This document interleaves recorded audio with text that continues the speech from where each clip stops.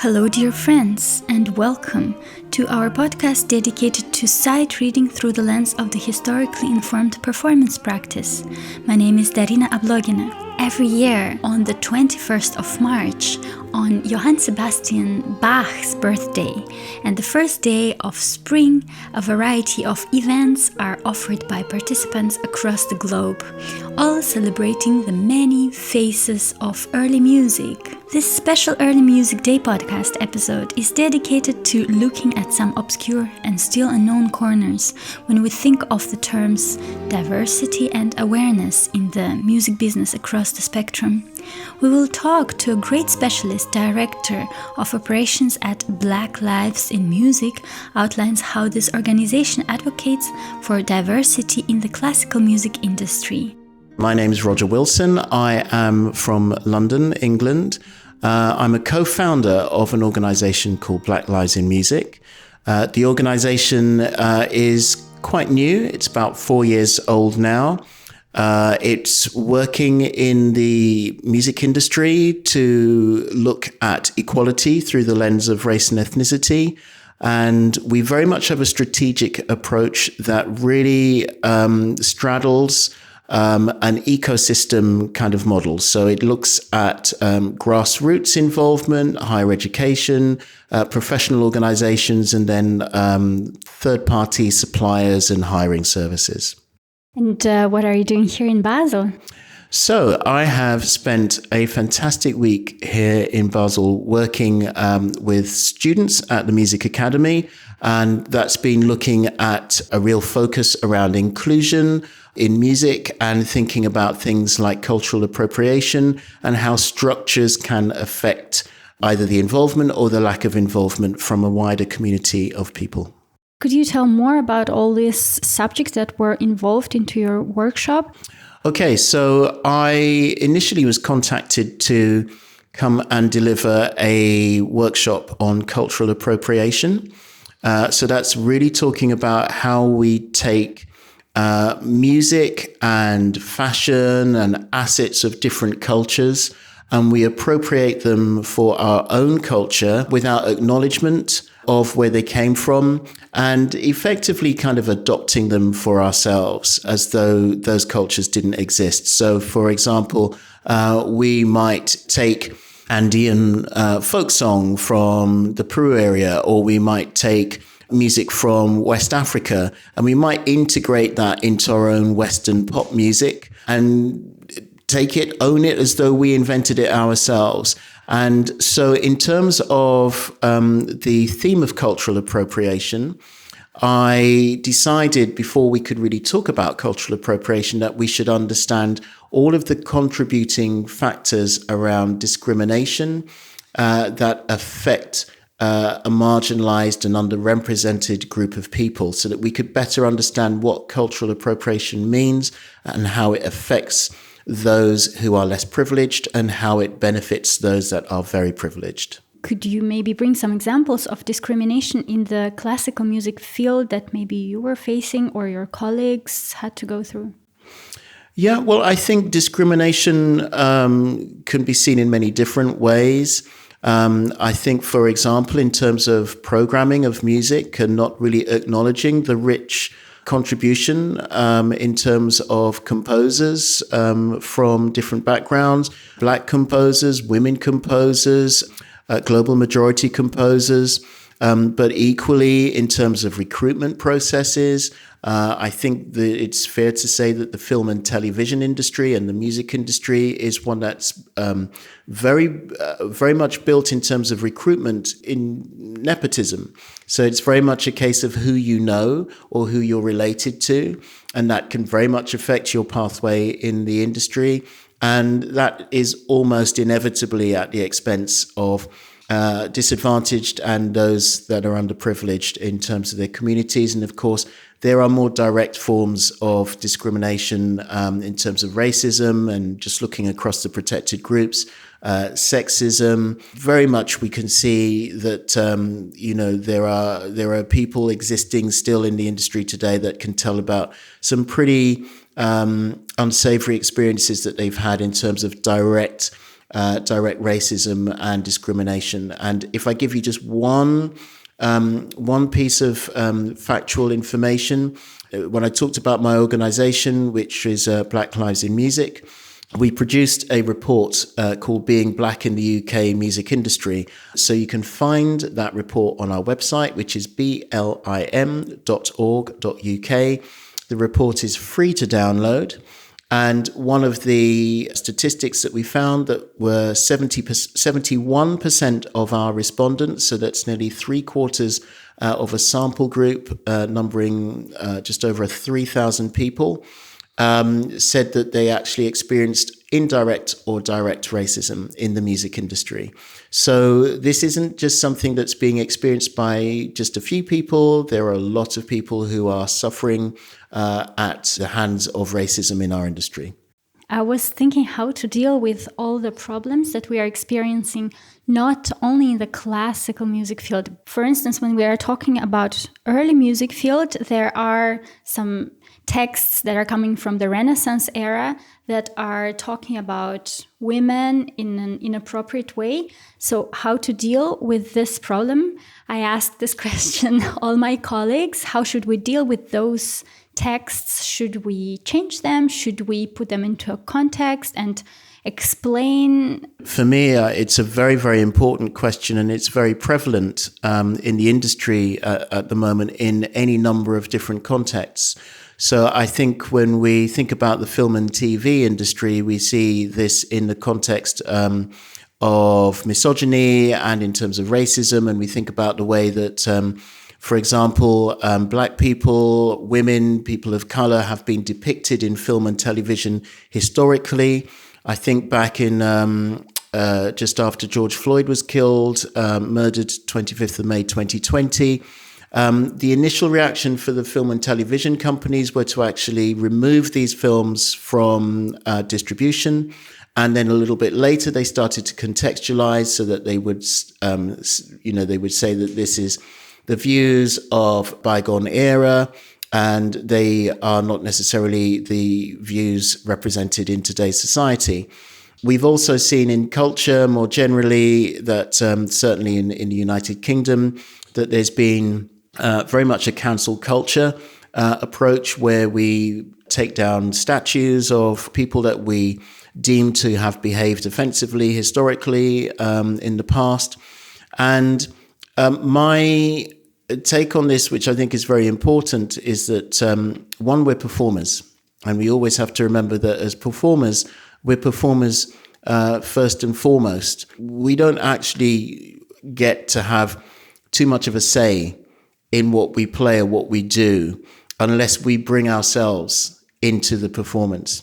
And I think what we're doing as performance is bringing our expertise as performers, and not as moralists or people with our own political and personal views.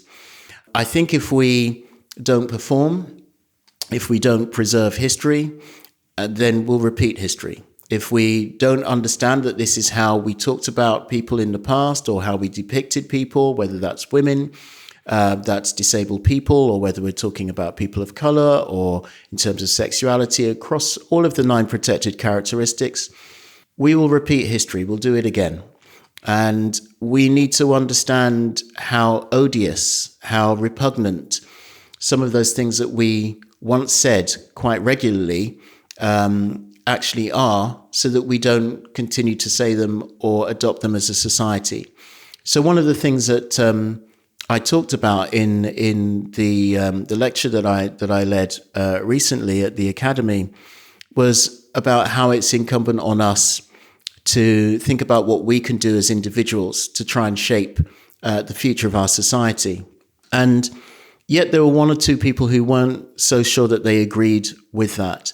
I then turned around and I said, actually, I can tell you when I was a young person the same age, that actually society looked very different, and it was very, very much more discriminatory. So I guess by that, I'm talking about the history that I lived through, and I'm able to convey and share with younger generations so that they understand that we must remember that history. Yes, but it doesn't really answer my question about the early music. I have an inner conflict when I take this song where the text is saying about raping a young woman, like maybe, the Susanne Unruhe. It was a hit of the time. How to deal with that when, as an artist, you are having an inner conflict to perform that text? Yep. So the inner tension that we can all have can be quite a challenge for us. I do think that the contextualization of the piece is really, really important. I don't think it's as simple as let's just play the piece. Let's just play this piece of music and let the text wash over us or face up to it and challenge it in situ. I think like any piece, as an upstanding professional, you need to have a context. You have to understand. Sometimes, for example, you could play a piece that you had no idea of the subtext because it's very subtle, it's very nuanced. And I think in every situation, you must understand the nuance of understanding and narrative through any piece that you're playing. And so when it comes to something that's more overt, which is discriminatory or prejudicial, I think we must, one, contextualize it for ourselves as the performer, but two, we must contextualize it for the listener. We must be saying this is not something that we're taking lightly to perform, but that you must understand something about the background of this piece. And I think it really enriches a wider learning, not just for the performer, but for the listener too. And as a young artist, how to diversify your repertoire? If you are in the early music field, there were frankly speaking, not so many female composers. What to do with that tension? Yeah, I mean, I think what we must always try to do is be champions. I'm really going to talk out of turn here. I'm going to show my complete ignorance, but I have to say, I have spoken to a number of early music specialists who have come to talk to me on this very topic before. But, I spent quite a long time with people telling me there weren't black composers. I had a lot of time where people told me there weren't black female composers. And actually, we've had some amazing pieces that have been unearthed in recent decades by some great black female composers, for example, like Florence Price. So for me, I think we should not be thinking definitively that the repertoire doesn't exist, but we must be champions of what does exist and what's clearly accessible and find ways to ensure that which is presently not known can become known. I guess I'm saying I find it almost impossible to believe that we have a definitive contingent of early music works by female composers. I think there's probably more work that we should and can be doing to find that out. How to build diversity-informed program? I don't know if that makes sense. Yes. So how to deal with that as an artist and how to build your program or a program of a festival, concert program? Yeah, I mean, I have regularly worked, particularly with orchestras, where we talk about programming and the tension between programming and marketing.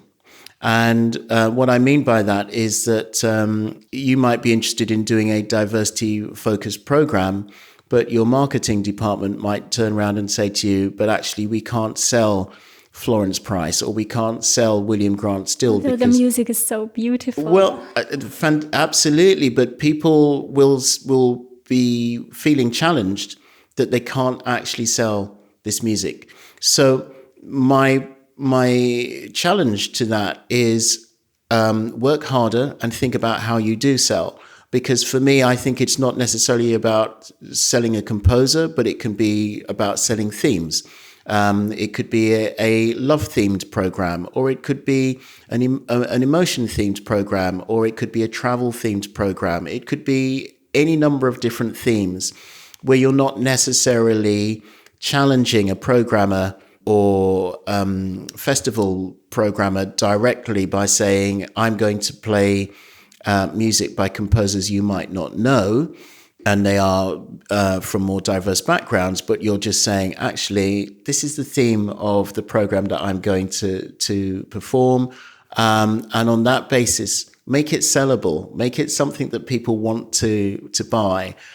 For me, I think selling and performing are two different areas that don't necessarily go easily together. But in the corporate world, selling and performing go hand in hand. And I think we need to be, whether we're talking about early music or whether we're talking contemporary music, new music or romantic music, I think we need to do more to think about how we sell what we do and make it more accessible and make it more buyable. Because I feel actually that if we're not careful, our audiences will become more and more specialized in their in their thinking, in their listening, in their tonal palette. And actually, I think what we need to be doing is bringing our music to a wider audience of people. And what do you think about rewriting texts to existing music? I think fundamentally, when we look at certain texts, we need to think about how we contextualize them, and then we need to think about the sensitivities of how we perform them. So, for example, if I move away from music and I go to writing, for example, are we, for example, saying that we are just simply going to never, ever listen to, watch, read the dramatic writing of William Shakespeare, who is traditionally quite challenging in some treatments of ethnic communities in his writing. So I think we have to really think about not just rewriting because of rewriting's sake. I think we need to really embrace the challenge of where do we do these performances? How do we perform them? How do we contextualize them? How do we market them? How do we connect with the community? And how do we bring authenticity? Because, for example, if we're talking about St. John's Passion and we're saying, actually, there are strong overtones of anti-Semitism, what do the Jewish community have to say about this? And let's make sure we bring their voices into this as well.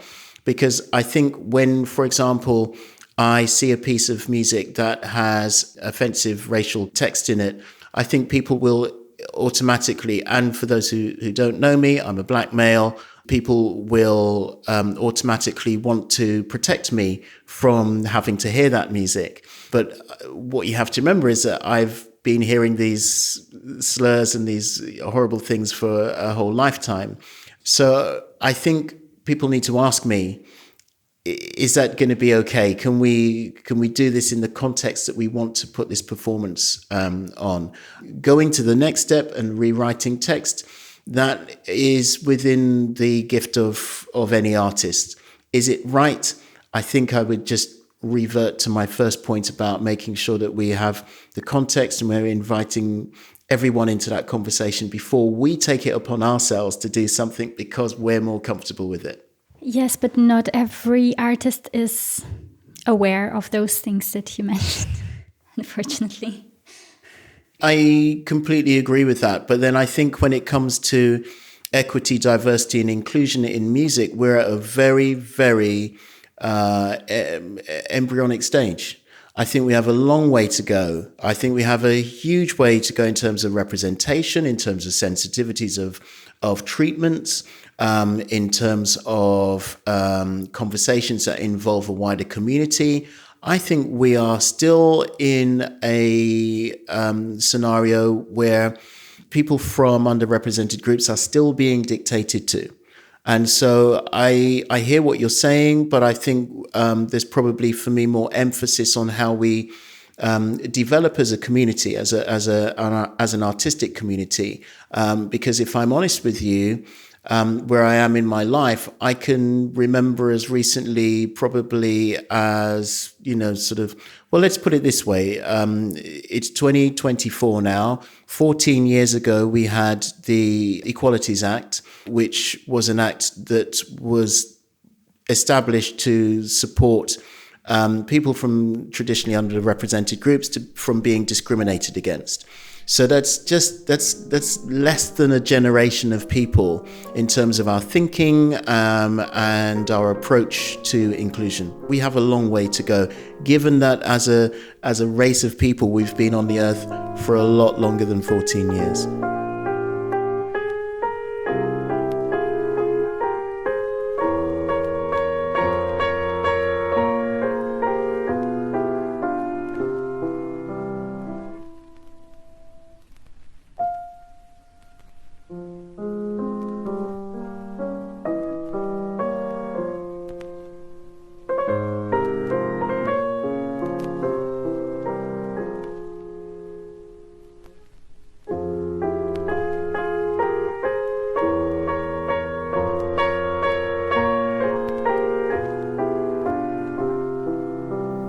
was a chapter in your presentation that was called structural racism, or also it could be structural prejudice.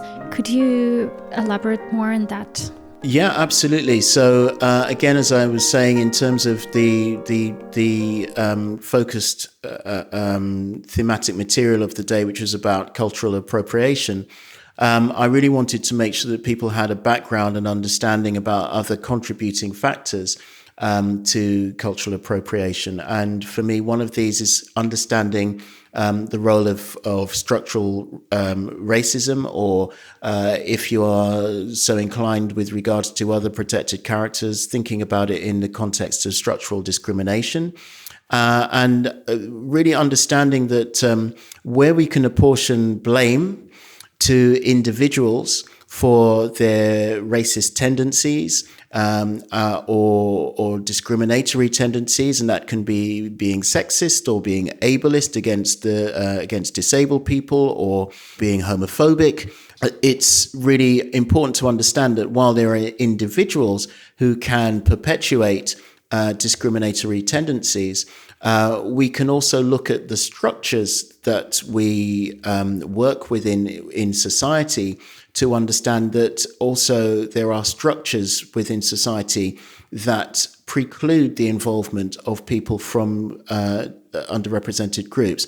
So that can be anything from how we recruit and bringing a more subjective approach to this as has been established, or whether we look at it in a more objective way. So, for example, taking surnames out of application forms or taking names out of application forms, not asking the nationality of people who are trying to apply for a role, for example, or just looking at the different processes that we have in everything that we do, from learning, in terms of learning, for example, in education, the fact that we might not have as many women composers, as you mentioned earlier on in terms of early music, that's as a result of structure. And it's, some of it is individual, but some of it is structure. And where we do have women composers, are we actually encouraged to learn about them in the educational process? So it's looking at how structures are as responsible as individuals for being discriminatory in process. I wanted to talk about this structure, such as orchestra, and I still think that the early music field is a younger one in comparison with contemporary music field or classical music field. And what I have experienced sometimes when you have an audition, there are not so many auditions in the field of early music to orchestras. And usually it's working like a bit like mafia action. Somebody says like, oh, my friend is playing really well on that instrument, so we'll take him or her. How to deal with that issue and how to make it more visible. And when it comes to structures in the processes that you've described, which are effectively recruitment, unfortunately, we can call it a structure, but it's not a structure. When someone just says, please employ this person because they're my friend, or please employ this person because I like the look of them, that may happen informally. Sometimes that actually happens in a formal process as well, where we're selecting through what can be seen from the outside as a rigorous process that involves auditioning and maybe trialing as well, and a more extended process. But it's really looking into those processes to understand that they are still not yet fully objective. And I think we have moved somewhere from where we were we have to remember, just in terms of orchestras, back in the 70s, women were not really a fixture in orchestras. I think there were about 4% of the population of orchestras in the world were women. So we are moving away from that by doing things like screened auditions, by taking names and personal information out of applications. And I think there's more that we can do.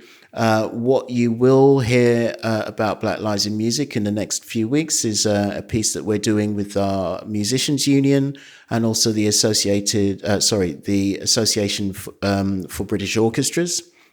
And We are doing a piece with them all about inclusive recruitment and how we can unify the approach to recruitment in orchestras in the United Kingdom. So we're thinking about how long trials last. We think about making sure that everyone has the same opportunity right from the start, and that, for example, in orchestras, some players are invited to move forward to a trial before doing an audition, which is clearly a disadvantage to people who are made to start right from the beginning of the process. So I think it's about regulating process. Certainly in the United Kingdom, there is no regulation of process. We don't say everyone has to do this, the outcome has to be this, we have to tell people in this way. There is no regulation of process. And actually, personally, I'd love to move forward. The work we're doing with the Musicians Union and the Association of British Orchestras is to move forward to convergence on what that process looks like, unifying what we do. And I think until we do that and bring some objective thinking to the process, it will always be subjective. And it will always be, as you've just reflected there, people bringing people into a job because they know them. And this is actually something that happens in conservatoires, which is that we have a lot of teachers who teach students who then take those students and move them on into the profession, whilst other students are sitting trying to work out how they get their first opportunity to be in the profession. So that inequality begins actually before the conservatoire stage, but the conservatoire does have quite a lot of influence on the next stages for a student. I totally agree. And I ask myself all the time how to change this system. The way that I mentioned in your lecture that all these professors that are educating their students, yes, how to make them more reflected on what they are doing, because they're passing on this knowledge, and younger generations, they just trust their professors and they believe it works like this in classical music field. Yeah, and you know what you're describing is how the message gets passed on through generations, that actually being discriminatory is okay. So one of the things that I said in the session, and one of the things that I say quite publicly, which people don't always like, is that the one-to-one model is very beneficial. The one-to-one model of teaching is very beneficial, but equally the one-to-one model can be very damaging in certain ways. And I think this way of passing on, for example, drinking culture, or passing on bad thinking like discriminatory practice, which could be misogynistic, it could be microaggression. These things are bad. I think there are two things that we need to think about with this that come immediately to mind. There's probably more. I think the first thing is that we need to find a way to bring monitoring into one-to-one teaching. I think there should be opportunities for senior staff to be able to come in and monitor lessons from time to time, for students to be able to give feedback as well. I think one of the other things that we don't have at the moment is mandatory training for teaching staff. So it's very easy to come in for one day a month or a few hours a week, or however little that you come in to teach, and bring everything that you have that is bad as well as everything that you have that is good into the teaching space. And I think that mandatory training and learning is really, really important. And I guess lastly, for me, is to think about larger group teaching from time to time, as that can be helpful. And I do know that there are exponents, high-level exponents of larger group teaching. I do think that teaching in groups can be very advantageous in terms of getting different perspectives from musicians in the room, being able to look at someone else's, say, embouchure or hand technique or bow technique, diaphragm breathing, beginning to understand what someone else is doing that is either something you want to adopt or want to make sure that you don't do, I think can be really good. I think one of the questions that I asked at the beginning of the session this week was, are we slaves to tradition? And thinking about how much tradition is embedded in how we learn. and how we perform, I think is really important, because I think we also need to be embracing the future and what we do in the future too. And could you bring some examples of microaggression or misogyny thoughts? Microaggression can be anything. And the thing about microaggression is that it's about how one individual person receives something that is said to them, or something that they see in terms of the physical behavior of someone else. So, for example, if you are a person who is always ignored, if someone it could be a teacher or a fellow student, does not give you eye contact at all, they're simply not acknowledging you. Now, if that's happening over a number of days, over a number of weeks, over a number of years while you're a student, that can be really disarming in terms of your own your own self-confidence and self-esteem. But it can get darker than that. I can tell you, for 2 years when I was a young person, as a black person, the conductor for the youth orchestra I played in would call me Curly. Every week he would shout over the top. I was a clarinetist, and he would throw lots of jokes around that had something to do with me, about being curly and having curly hair.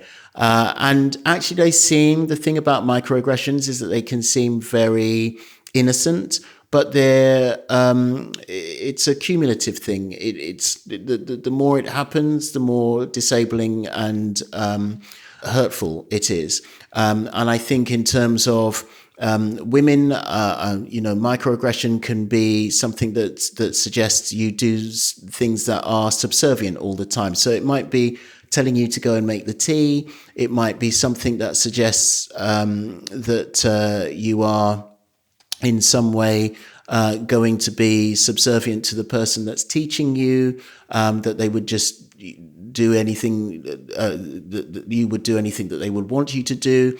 For international students, it can be taking your surname and shortening it because you can't be bothered to learn their full name.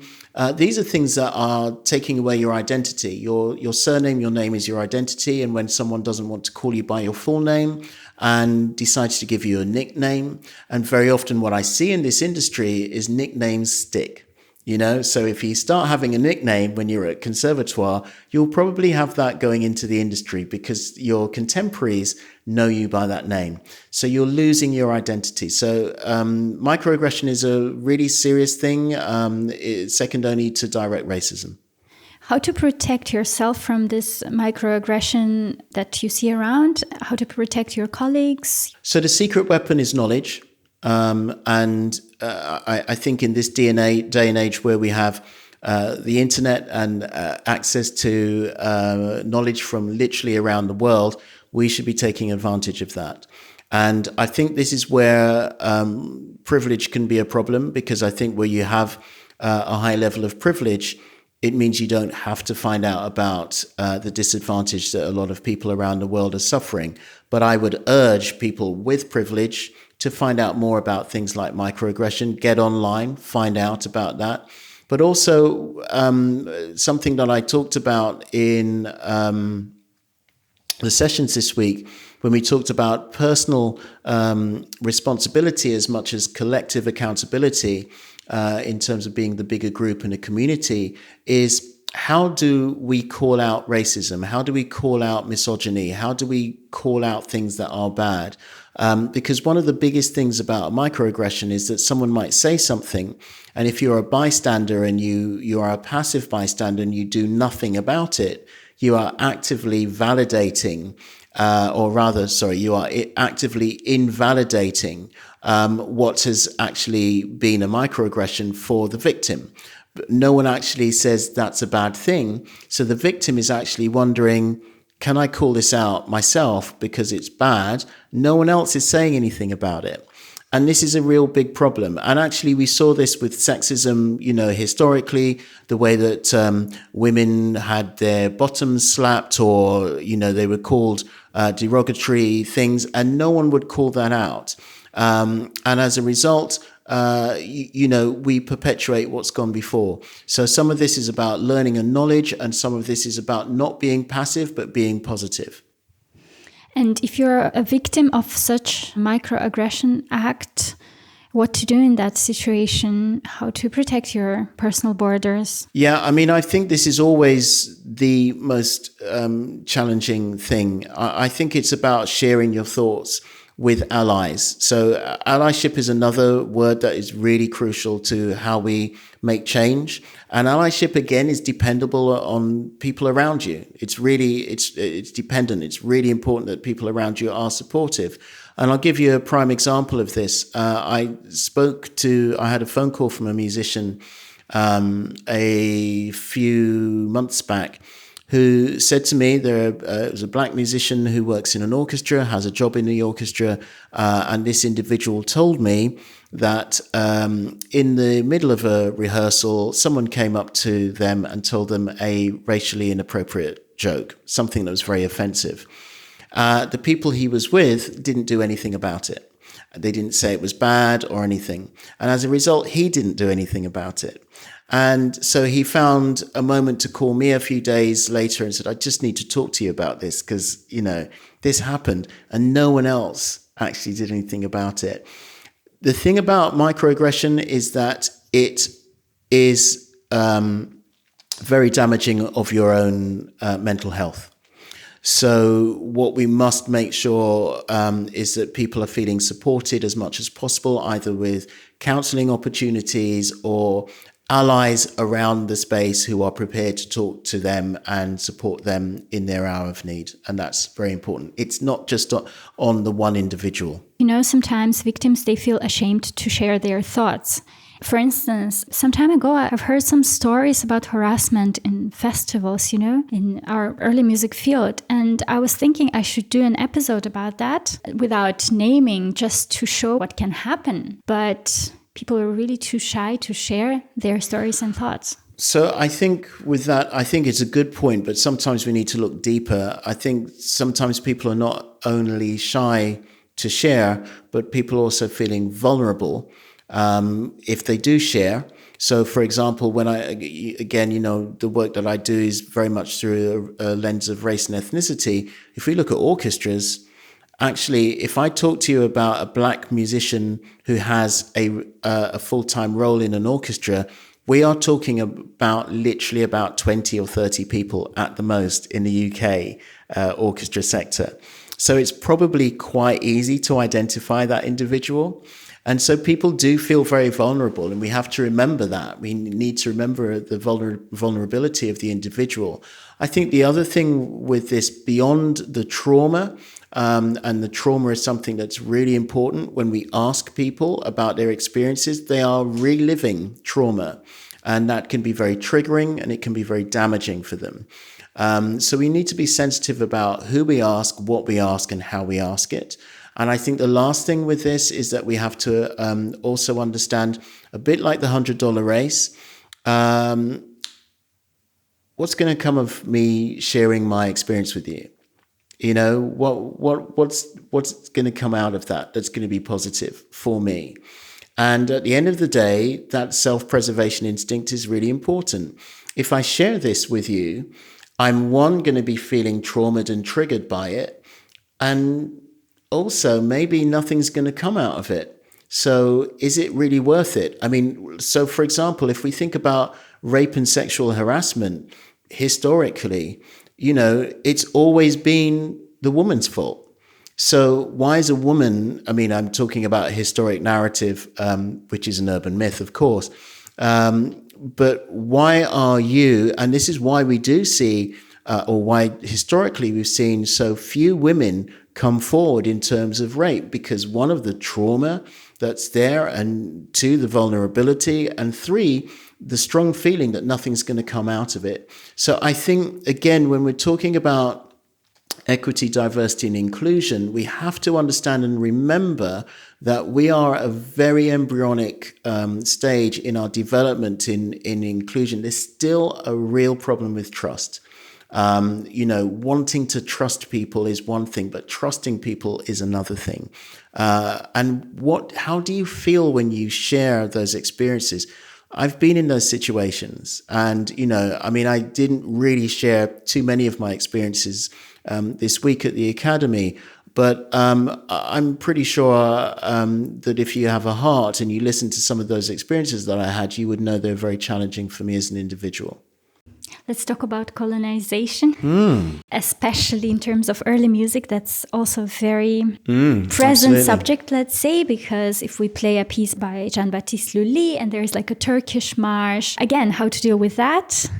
Because it is an example of colonization, how to decolonize those cases and how to make people aware of what it is.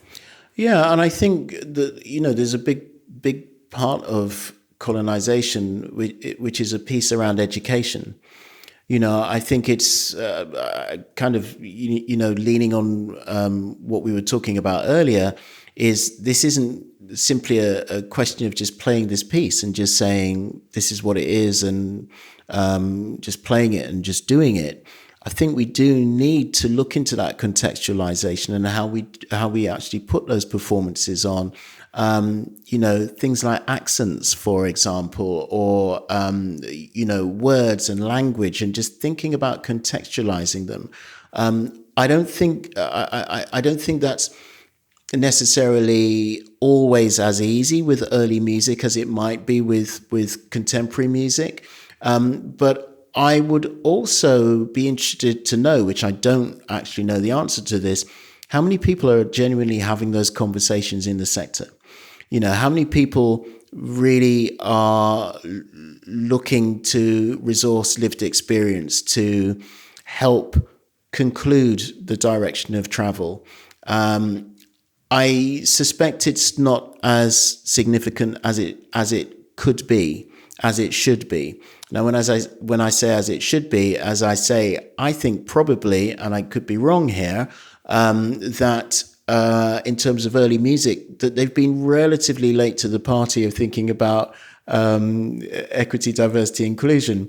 So by definition, there's a little bit further along to go to catch up in the race, if you like, to move forward with this. But I do think the educational piece is key across the board in everything we do. Having an understanding, an awareness, and an acknowledgement of where these influences came from, where this language came from, where this fashion came from, and understanding and appreciating it as a standalone piece of fantastic culture. I think that's really important because we've done so well in blinkering the past, showing people what we want to show people, as you will know yourself from the popular phrases that have gone before. But history has always been told by the conquerors and not the conquered. It's always the hunter that tells the story and not the lion. And so as a result, it's very easy for these different cultures that have played a huge part in the music that we all play today, perform and listen to, just for them to simply be unacknowledged, and for us to eventually not even remember that these important parts of culture from around the world had anything to do with the music that we play. And what are the actual tools to bring this awareness into your concert program? Should we lecture before the concert? Should we write program notes? How to deal with that? I think it's a combination, and I think it's a case of finding what is right for the right situation. So, for example, if you're going to have an open concert, for example, where maybe say it's a free concert in a park, or if it's a concert on a free stage in a concert hall space, maybe it's a QR code. Maybe it's as simple as that. You put all the information down, you put it behind a QR code. Everyone has phones. Most people have phones these days. Want to find out more, click. That doesn't mean everyone's going to find out more or want to find out more, but that's okay. Some people will. And I think that is an important part of are strategizing in developing learning and making it more available is that there will be people who want to learn, there will be people who want to learn because other people are learning, and then there will be people who want to remain oblivious, either because they have tendencies that are not savory or because they're just disconnected and dispassionate, probably based on their level of privilege that they hold. But I think something like that could be a thing, or it could be a pre-performance talk, depending if that's the right way to get your audience. And that might mean you ticket it and you charge, or it might mean that you make that available. It might mean that you introduce these pieces verbally before each performance of the song piece in your program. It might be that you have a question and answer session at the end. We see things like this happen in film. I was at a film performance not that long ago where the director, producer and a relative of someone in the film was sat on a sofa on the stage talking about this film, and we were able to interrogate them for lots of knowledge and exciting bits of knowledge. So I think it's about what we would say in England, horses for courses. Not just saying, actually, this is what we're going to do for every single concert. We need to think about our audience, and we need to think about how they are going to listen to what we're doing. If you are playing a festival program and maybe you're only doing 3 or 4 numbers, maybe you're not even thinking about how people take that on board in the performance itself, but maybe it's about making sure on the way out that they have access to leaflets and things that can tell them more if they want to find out. So I think there's lots of ways of thinking about this. And again, I really bring this thing about marketing in as a very important part. How do you sell your performance? How do you bring wider knowledge? How do you bring people within 2 or 3 degrees of separation from what you do? Because I think corporate marketers in the corporate sector do this so well. And I don't think we do. And I think we need to do more about that so that, we understand, some of the things that we want to convey in the easiest and most practical way possible. I was also wondering about your opinion on projects like in our sector. I think people are going for this creative crossovers and they try to think of something. And for instance, I give one example. What do you think of, as I mentioned before, Lully and a Turkish march being played in combination with Baroque instruments and a real Turkish drum? Isn't that the story of music? Full stop. Just different treatments. We have a chromatic scale, in terms of Western classical music. We have what we know is a chromatic scale, and we can only dabble and move those notes around in a very finite combination of notes. So I think there is an importance to treatments. I think the most important thing for me about this, again, and you can hear it's a consistent theme, is contextualization, the context. I think integrity is really important, the integrity of the piece, the integrity of the approach. And I think also the respect that should be clearly shown for the process.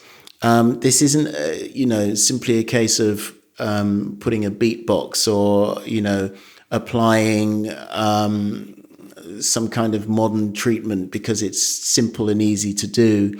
It's about really thinking about the material itself, what the material is about, and ensuring that integrity, respect, and acknowledgement does kind of weave its own way throughout the fabric of the piece too.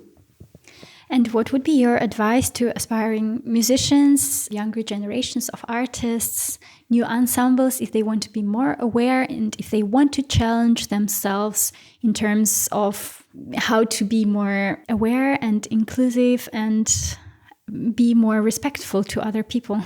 The first thing that I would say is that you shouldn't want to challenge yourself as a musician in any context. You should just challenge yourself. It's just any musician who is not able to challenge themselves from in any context, that could be, technical, musical, contextual, through the inclusion narrative, any narrative. And I think, the thing about artists is that they're always looking for angles. That never stops. It just goes through your entire life. And for me, it's not just young musicians. I mean, obviously, I get the angle you're coming from today.